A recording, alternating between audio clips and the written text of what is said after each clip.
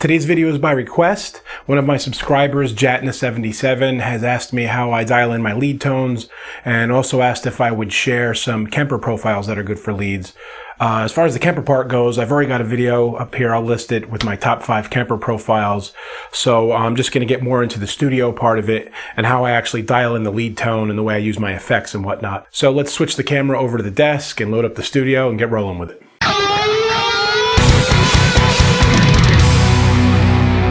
Okay, I'm sitting at the studio desk now, and I've loaded up a song that I'm working on that I've sent off to the vocalist to write and record his parts too, but I've got like an outro solo that I'm going to do. So I guess I'll plug in. I'm just going to run through like, kind of an improv, see what comes off the cuff kind of take. I had like a little melody idea that's in the little break before the solo starts that I'm going to kind of come back to at it. But I'm going to go through a take here or a couple takes of it, see how it goes, and then we'll load it up and I'll pull up a screenshot of the studio desk or a, video capture of the studio desk, and we'll talk about how I get to everything sound-wise and effects-wise.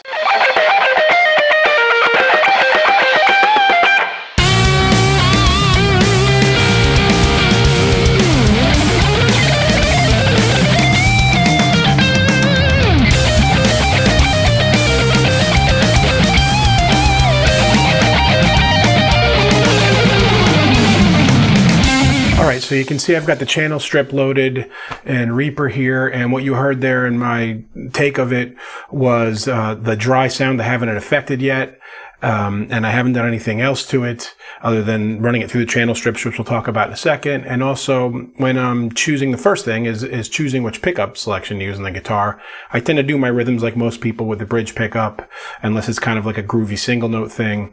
And then here you saw I switched to the neck pickup if you were looking at the switches on the guitar, and had like a kind of a split coil sound going for just a little bit more of that round lead kind of tone. Now, the first thing I want to have you look at or call your attention to is this is the main lead track here, and the track next to it is the harmony track that comes at the end. The first thing is my SSL channel, and I have a whole video about this. Again, I'll link above, about how important these channel strips are to your recording process. And when I'm doing a lead, all my guitars are using a preset that is for guitars, except for my lead guitars. I want them to stand out a little bit and stand apart from the rhythm guitars, especially when I have heavy rhythm guitars like this. So right here you'll see I'm using a preset that comes with this plugin, and it's the lead solo violin. I just kind of stumbled upon it when I was clicking through different presets trying to find something that I like. And when I've got lead guitars against heavy rhythm guitars, I often go to this preset rather than the guitar preset, which I would use if I was just playing against bass or keyboards or something like that.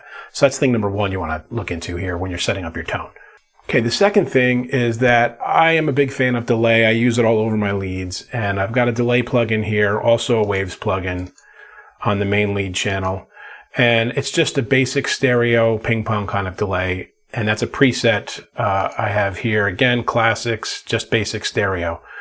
Okay, now the important thing with this is that I'm going to change the pass filters on it, which we'll talk about in a second, so that it's not so clogged up. It's not the signal, not the entire signal of the guitar is getting hit with delay, so that when the delay is happening, the notes that happen after it, it gets really kind of mushy. I'm going to play it without messing with that so you can hear what it sounds like. Again, it gets a little bit mushy.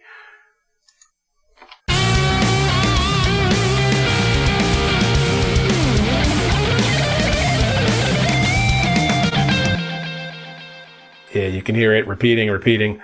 Okay, so what I want to do is use the high pass here. Right now, it's all the way down there, and I'm going to move it up so that I'm grabbing signals in the 1K area where there's a lot of attack on the guitar. And I'm going to solo that actually here so that you can hear it better.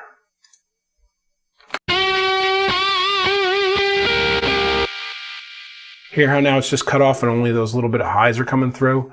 If I pull it back here again, I can do this. Play it again. You're getting a lot more of the guitar. So I want to be careful not to let too much of the guitar through.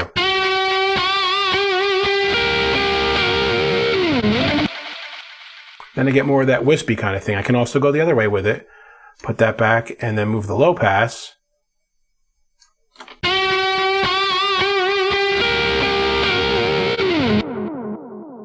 And you just get kind of the mush that's underneath. This is a matter of taste, but I tend to go this way with it. Let's put that back where it was, roughly, and bring that up here. A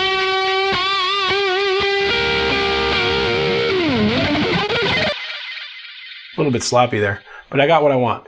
So, now we go back and listen to it in context.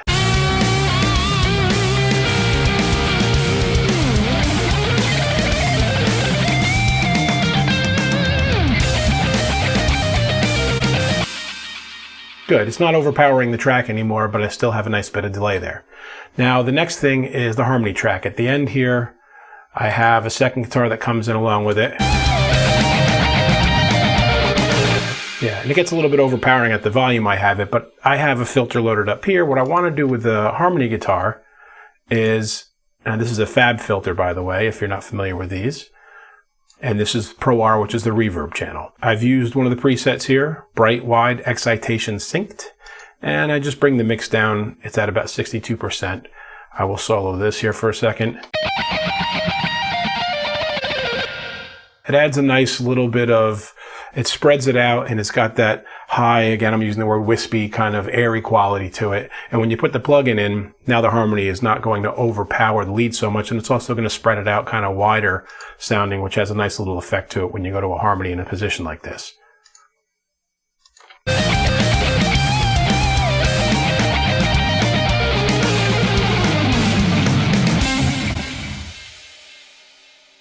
So the last thing I want to talk about here, I'm going to switch over to the other window where the wave files are, is how important it is that I'm using studio effects rather than using insert effects or using the effects from the unit. And this is because of multiple takes. If you're using delays and reverbs and you have a problem with a take and you need to punch in, like you'll see I did here in a couple spots, you end up with the reverb or the delay not syncing up at the point where you punch in because it suddenly ends. You're playing a part and there's a delay carrying over.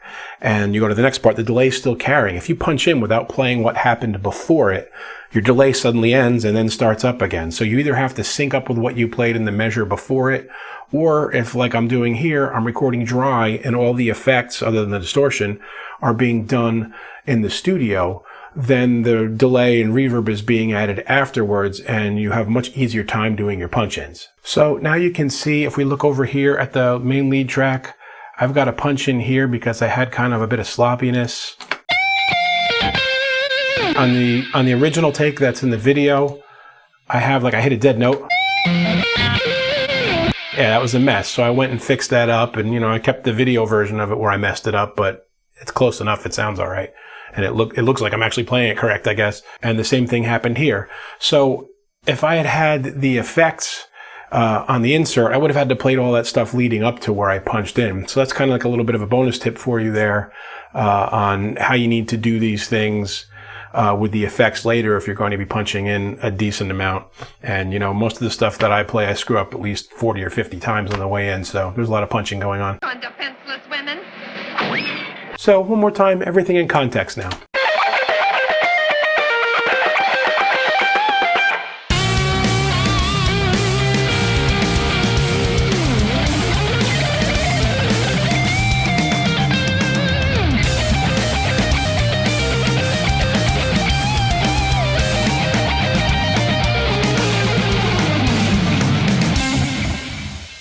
And there it is.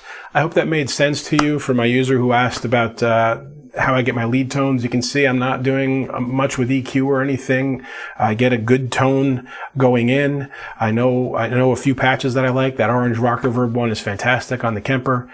And it's about the channel strip, and it's about throwing the effects into the studio rather than throwing the effects in first, where you're going to have problems controlling them later if you're doing anything different. I hope for the rest of you guys that all made sense. And if you have any questions or comments, please leave them below. As you can see by that I've done a custom video here for a user, I'm always happy to answer questions in the best way that I can. And until next time, keep making great music. Hey friends, don't forget to subscribe and turn on notifications. It makes the whole world better.